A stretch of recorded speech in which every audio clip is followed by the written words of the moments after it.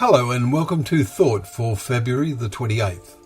Our readings are Leviticus chapters 3 and 4, Psalm 104 and 1 Corinthians chapters 12 and 13. And our thought is, so now faith, hope and love abide. One of the problems in Corinth that Paul had heard about was concerning spiritual gifts. We read about this in 1 Corinthians 12 verse 1.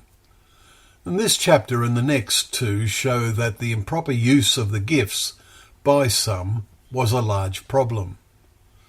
Of course, with the Gospels not yet in circulation, the existence of spiritual gifts had real purpose. Paul says that the manifestation of the Spirit was for the common good. To one is given the spirit of the utterance of wisdom, to another the utterance of knowledge, according to the same Spirit, to another faith, we read in verses 7 to 9. We ponder the inclusion of faith as a gift and recalled the times when Jesus chided his disciples, "O you of little faith," Matthew 8 verse 26, etc. So we conclude that among that first generation of believers, it was vital, on occasions, to have a man of firm faith to steady the ecclesial boat when it was rocking and faith was weakening. Chapter 12 ends by telling us, "But earnestly desire the higher gifts." Those names first would be in this category. They were of the most value for their spiritual health.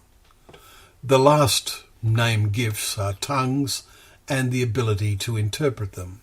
Verse 30. And Paul warns in chapter 14 that if these are used in the ecclesia and outsiders and believers enter, they will not say that you are out of your minds. Verse 24. Clearly, they were to enable those who possess them to give the message when they had the opportunity to those of other languages. Acts 2 verse 11 describes the impact of this on the day of Pentecost. We hear them telling in our own languages and tongues the mighty works of God. We read. The final words in chapter 12 are, "And now I show you a still more excellent way." And this brings us to chapter 13. And its often quoted words praising the vital role of love. "If I give away all I have, but have no love, I gain nothing."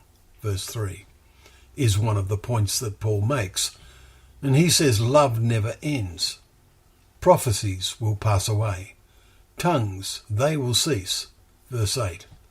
And the final verse tells us, "So now faith, hope and love abide, these three, but the greatest of these is love."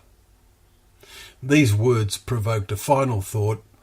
When Christ's kingdom is established, faith will be turned to sight and hope fulfilled, but love will last forever. Those who commit themselves to embrace the things that abide today and live with this wonderful future before them will, by God's grace, live forever with love as the dominating factor in their lives.